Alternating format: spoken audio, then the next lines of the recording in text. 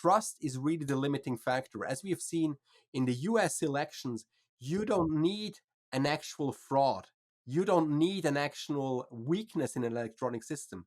It's good enough if enough people, important people, say and state it has been a fraud, people will follow. And there is nothing to prove the absence of a problem if there was no problem. I mean, people don't trust you, and for society, this is a huge problem.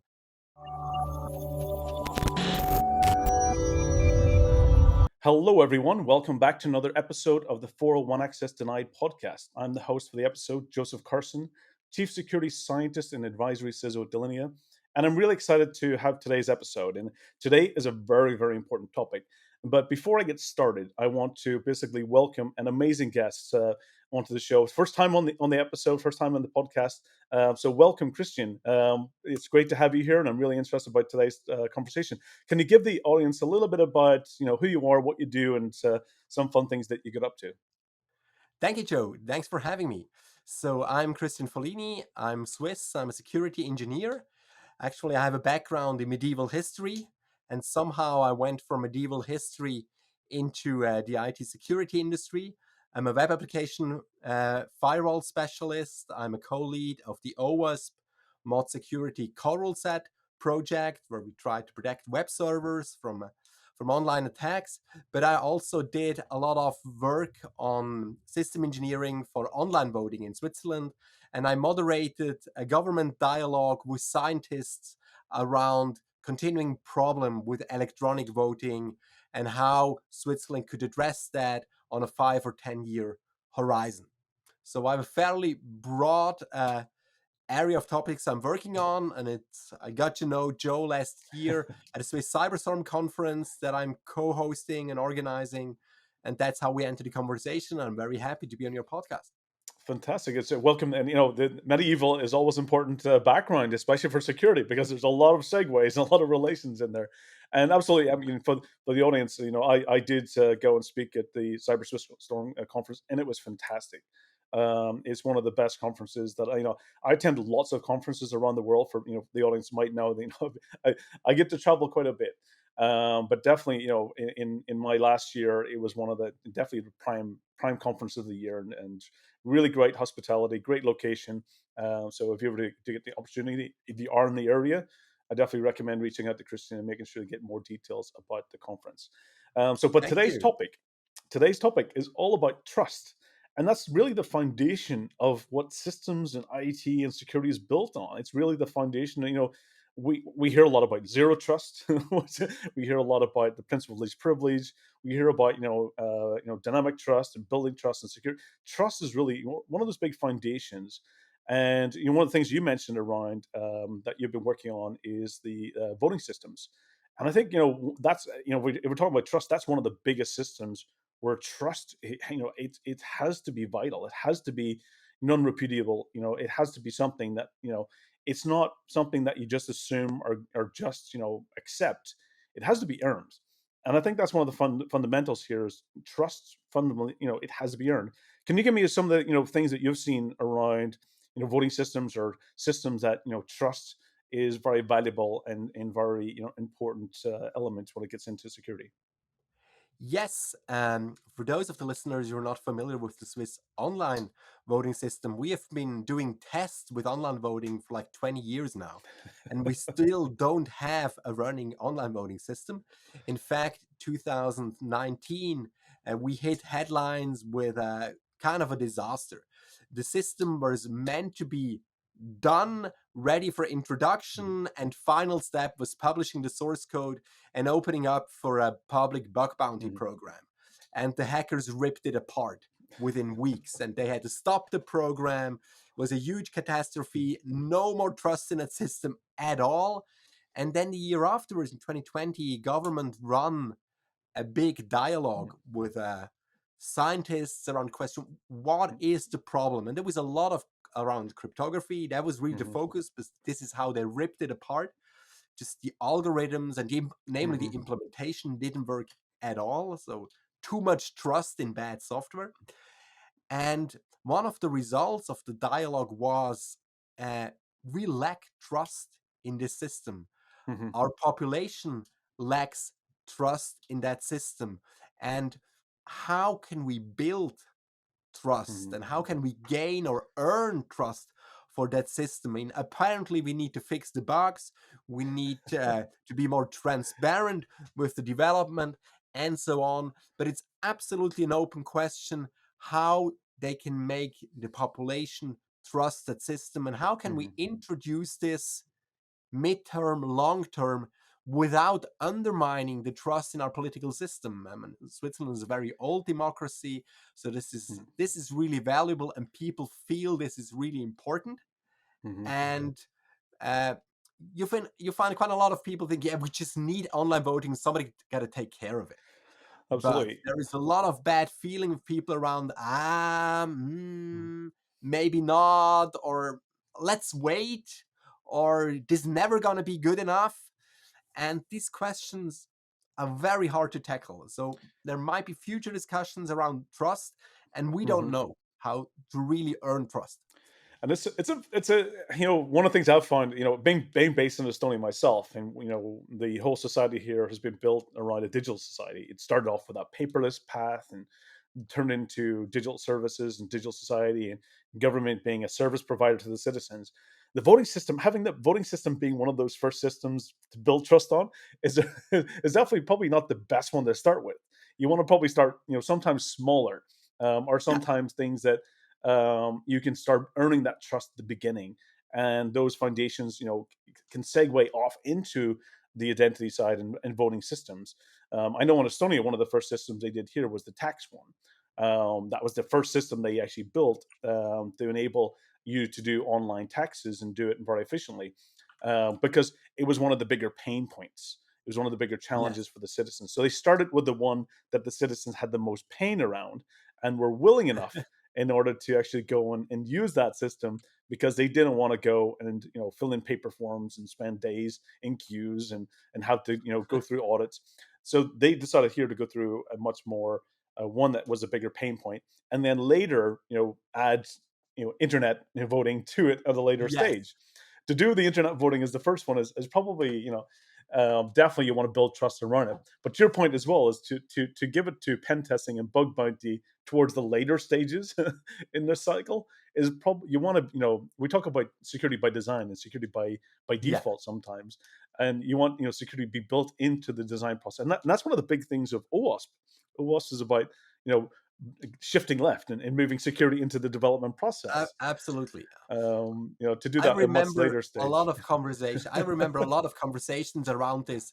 Look, you guys, you need to open this up as soon as possible, as long as you're not in the headlines, Yes. because when once you are near the finishing line, everybody will look at you, and there's that sure gonna be Mhm. weaknesses, and you want to have them early on so you have time to fix them. Yeah, And I absolutely. mean, they learned it the hard way.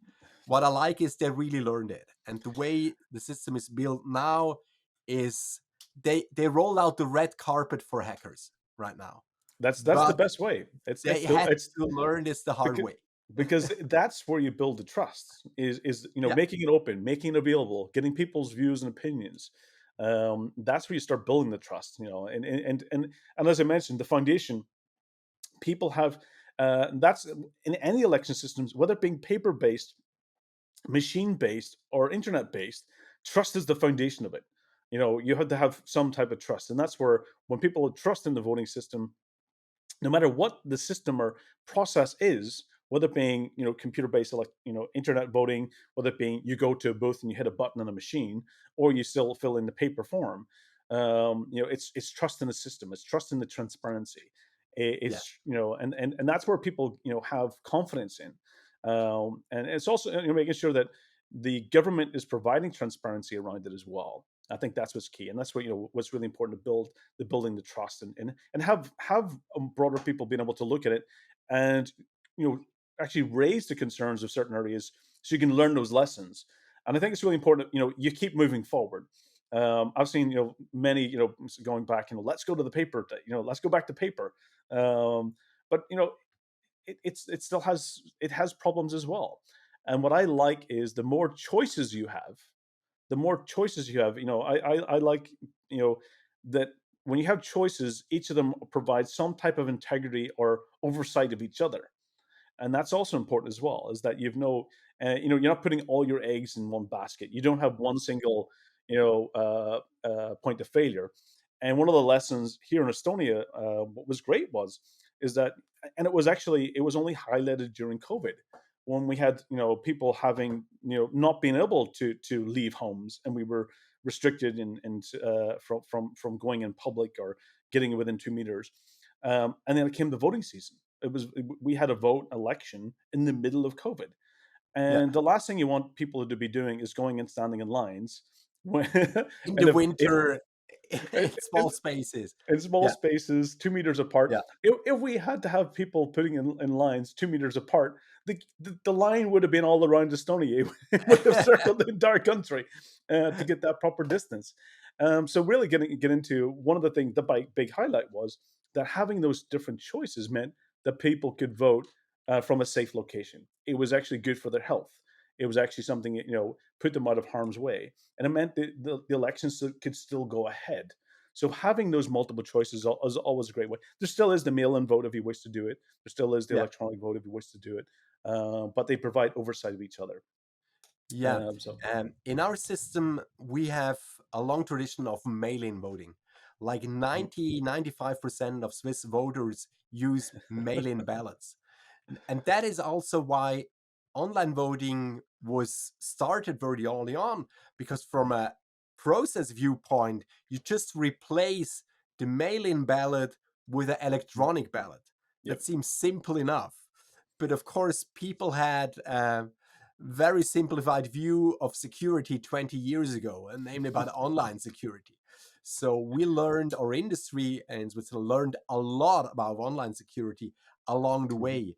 There were multiple Swiss systems, and one system they rebuilt 3 times from scratch, and yep. always huge improvements. Unfortunately, in the end, they ran out of money and had to give up. But that was a beautiful system.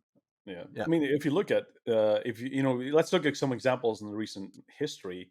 If you're then putting your trust in the postal service for mail-in voting. You're having to absolutely. trust the postal service.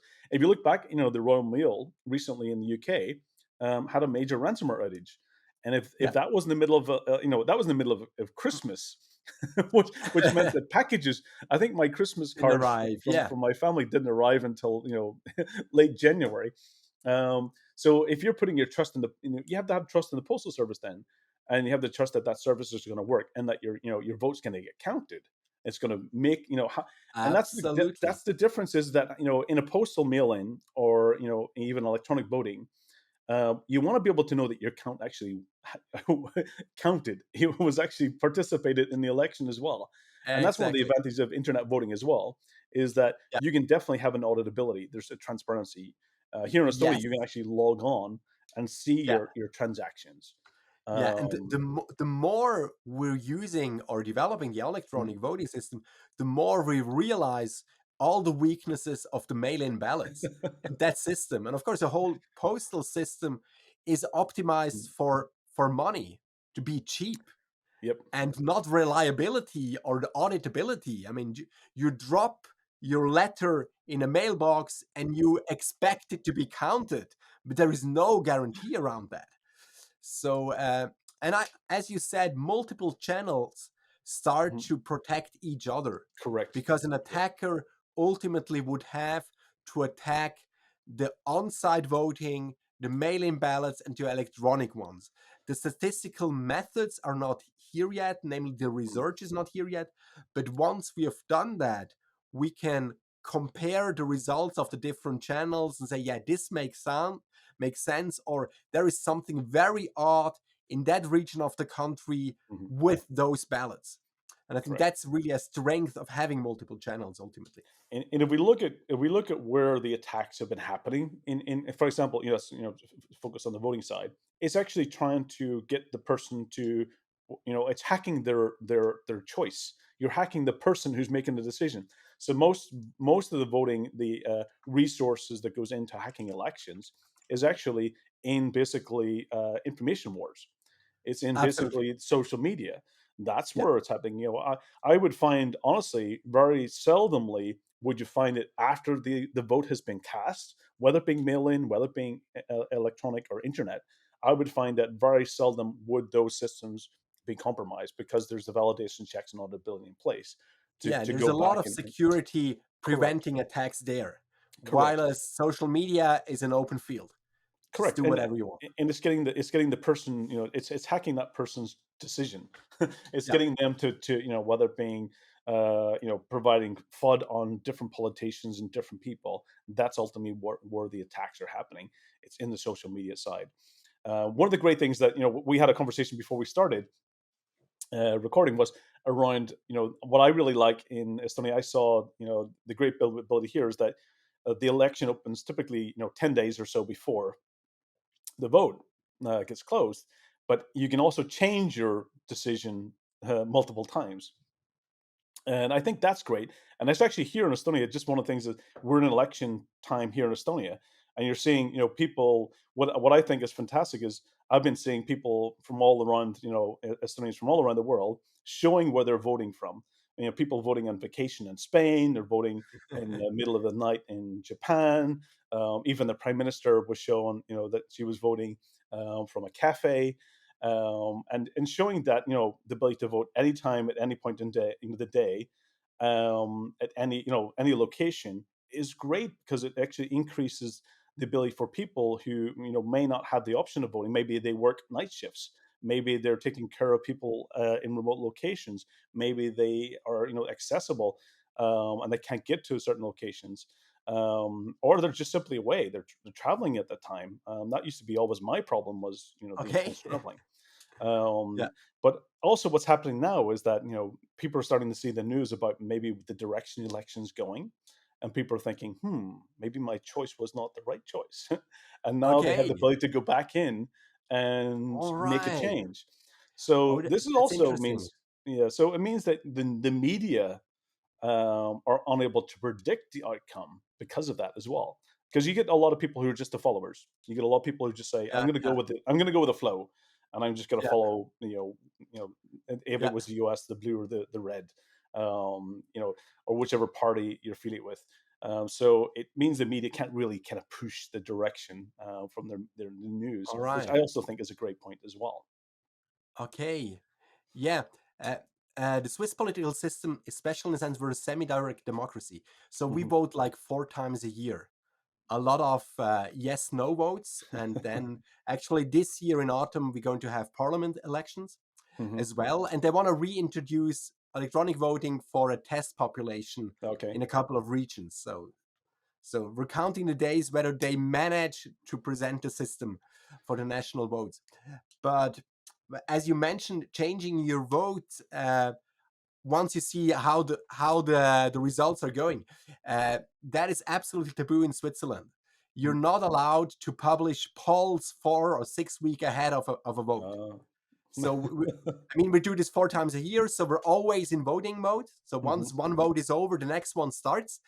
The next public vote is starting on whatever the question is, and like 2 months ahead of the vote, you get the final polls, Mhm. and then afterwards it's blind. You need to, is it good enough? Will we win? How much advertisement do we need to run? But there are no more polls, Mm. and definitely no exit polls. It doesn't exist Okay. in Switzerland. So, so one of the questions I've got around that is that if you're voting multiple times a year, how much time is spent on voting? and and Oh, and this is such a streamlined process. I mean, if okay, I do mail-in balance like most Swiss people, it's 2 minutes and stamp, off you go. okay. Problem So that we have now there's not a that, lot of waste. yeah, a lot of young people, they don't have stamps anymore. And so you have municipalities where they have pre-stamp your Hmm. envelope, and they have a higher percentage of people voting Okay. compared to those where you have to add the stamp yourself. So there's a Uh, cost. There's a Obviously, cost to the person voting at the yeah, end. it's 2 or 3% it's, of more voters when you pay the post stamp. it sounds like the While as the voting. test runs with an electronic The, voting, no change in the voter share. That Almost is not influencing the sounds vote like the share. But citizens are having a funding the stamp postal service. really is something. Funding the postal service. That's Yes, and actually the electronic voting system that we're introducing, or the one that is still around, is the Swiss Post. And they went like, if somebody's cannibalizing our mail-in ballots, it's us. Because so. this is a growing share of our revenue because Mhm. letters are going down. Yep. So we want to make sure nobody else is stealing that voting The channel. So revenue it has money to be us. source. Yeah, yeah, and they That's invested interesting. so much resources into that to make clear for the market, nobody is allowed to enter the electronic voting market if it's not Swiss Post anymore.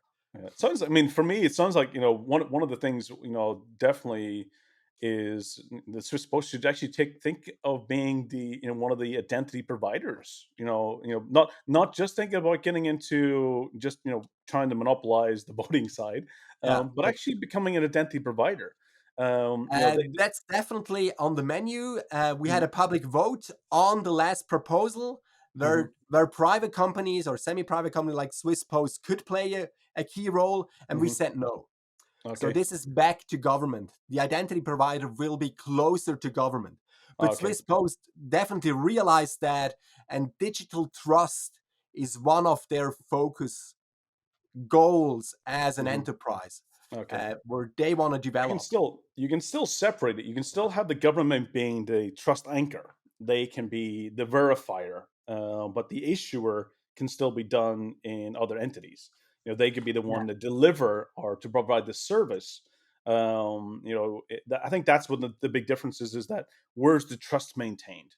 Because absolutely. one of the things in Estonia that the way that Estonia makes sure over the many years of the digital society, the way that Yes, they've done around the trust is that the government removes their ability to change history. And that's one of the foundations of trust that it's built on. yes, And the ability for the government to remove their ability to change history, it's actually done it in a quite an interesting way. Is yes. that Explain ultimately, that. they sign everything, all the security, all the transactions get signed with a PKI, and that transaction happens, periodically. Ultimately, though, you end up having, it's done on the blockchain, so you end up having a root hash, and that root hash every month gets published in the Financial Times newspaper. And what that means is that the government effectively in a printed media, which means that root hash is printed across 190 countries and millions of copies. That it Crazy. means that the government themselves, by doing that one action, by printing that root hash, that means that the citizens have auditability of the government, and the government no longer have the ability to change history. And I think that's the effective part is where your root of trust is maintained, and Yeah, how that root of trust is established, and showing that's that the very government beautiful. Yeah, themselves. I think it's a very intelligent way of showing the citizens that even you yourself, after a certain amount of time has passed, that you cannot change history. yeah. History becomes absolute. And in security, history and audit logs and log files, it's something that we value of importance. Um, and in a government should also value that as well. From a history perspective of when things have passed. So for me, I think when you're talking about whether the postal service should be the trust anchor, I don't think the postal service should be the trust anchor. Definitely, government is much better positioned to be the trust anchor. But they could be a provider, a service provider. Just like today in security, we have different identity service providers for authentication. Um, the question always comes down to is how do you establish the trust anchor in those? How is trust maintained?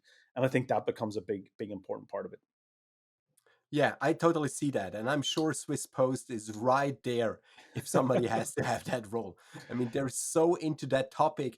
And as it happens, Swiss Post is the Swiss enterprise where the Mhm. citizens have the biggest trust into it. It's the private enterprise with the biggest trust among the population. And And so it's a perfect fit for that role. I think that's ideal, and you always have to look, and there might be multiple. Yeah, You might see, the driver's license authority is another typical one that issues yeah, identity. The passport authority is another one that issues identity. So they can all be some type of identity issuers, and this is one of the things that I've seen, even as we move forward, that we're starting to see even across the EU, and the digital wallet being a very important part of this. that we're starting to see the digital wallet. In the future, that brings the questions into the future of hard copy based identities, where your phone simply becomes a digital wallet extension of Well, those, yeah, a token of your identity. and Yeah. becomes also transparent across, where that data can be, let's say, I wouldn't say the data being shared, but the being able to validate questions should be shared, such as I can, go back and say, am I allowed to drive in Switzerland? And Switzerland can, rather than me showing my driver's license, they can just ask the authority back in Estonia, is this person having valid driver's license? And the actually answer comes back as yes, it's valid. That's Yeah, all typically you exactly. need to know. so, so, but I think it's great that seeing what's some of the blocking issues? Where do you see the challenges going forward? Okay, with the disaster, and it was literally a Mhm, disaster in 2019, the regulation was redone to really limit the test mhm, runs of electronic voting. And I don't see this introduced far and wide in the next 5 or 10 years. So if they manage to finish the system in time and run it in the 2023 national elections, then mhm. I expect to have a slow expansion. Okay. And trust is really the limiting factor. As we have seen in the US elections, you don't need an actual fraud. You don't need an actual weakness in an electronic system. It's good enough if enough people, important people, say and state it has been a fraud, people will follow.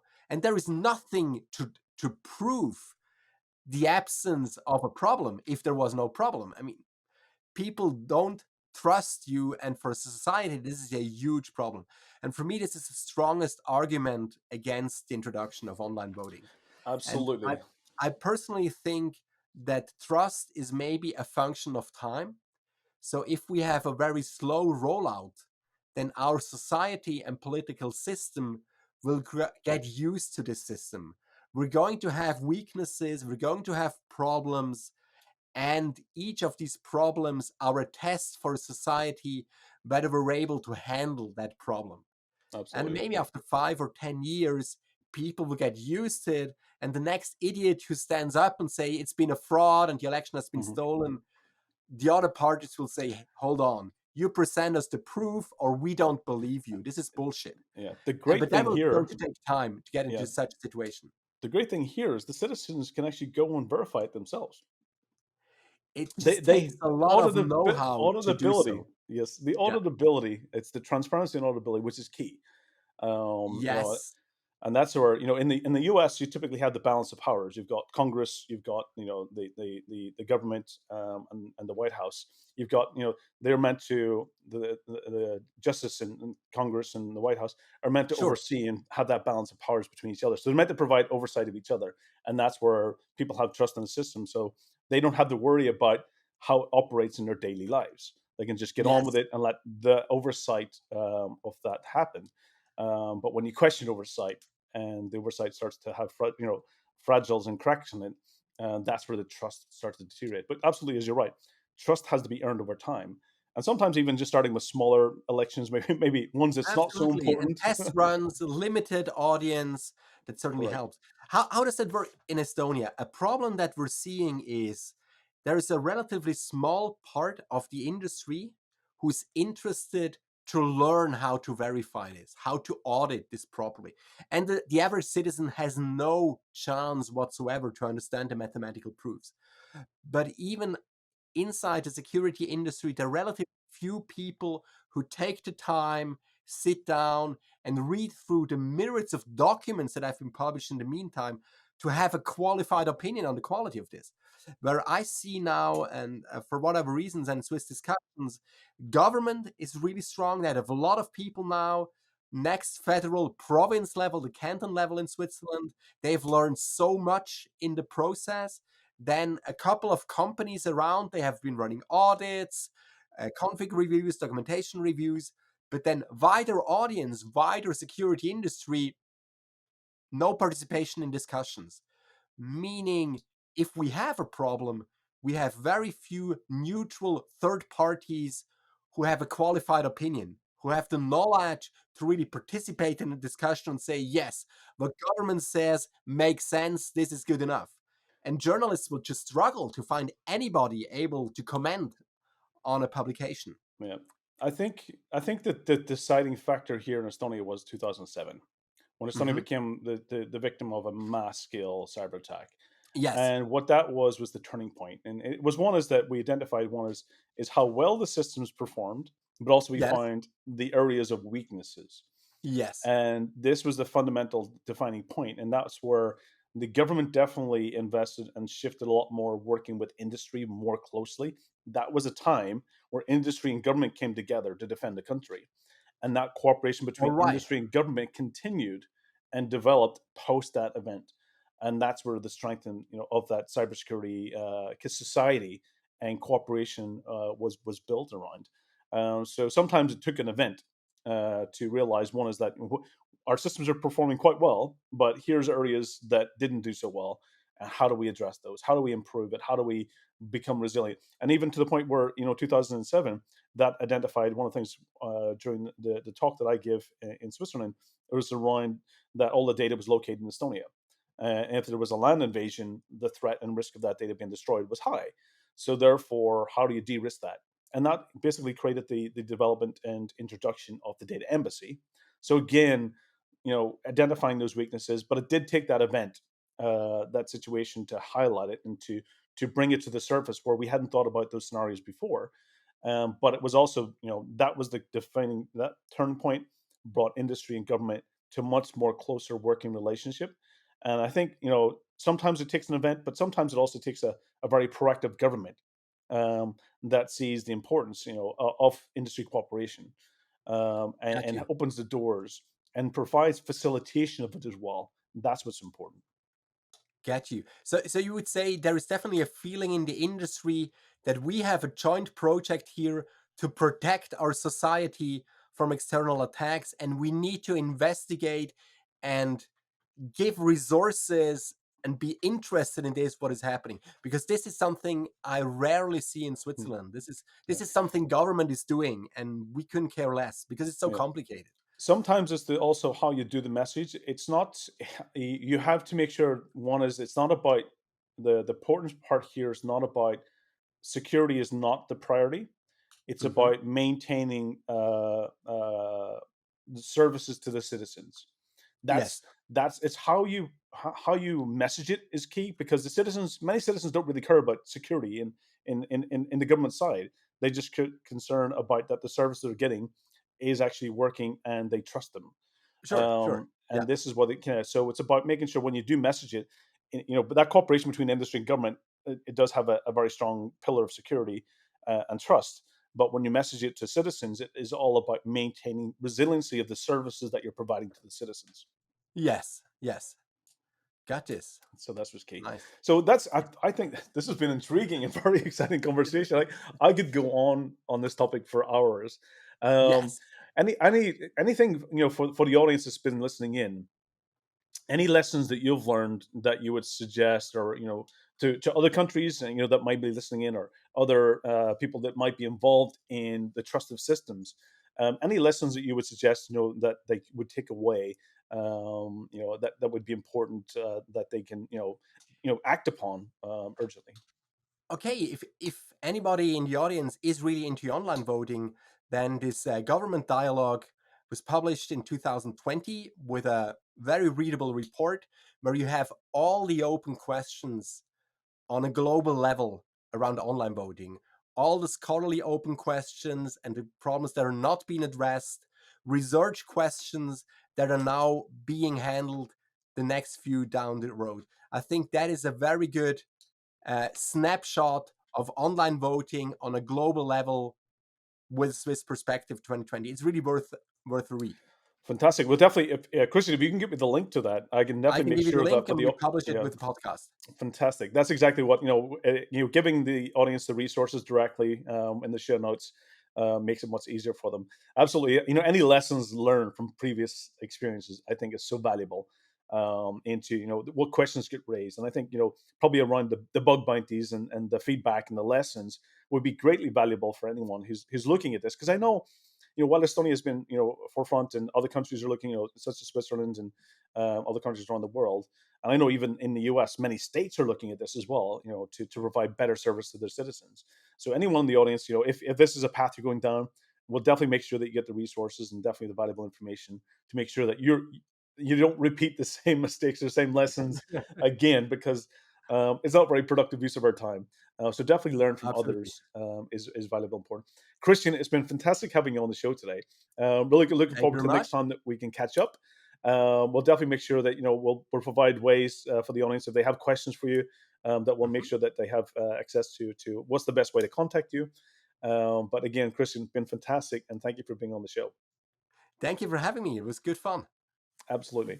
So, for the audience, this is the 401 Access Tonight podcast, bringing you thought leadership, exciting hot topics and trends. Hopefully, this has been a valuable episode for you. Stay tuned. Go back and listen to previous episodes. Every 2 weeks, we come up with a new show. Stay safe, take care, and till the next time, thank you.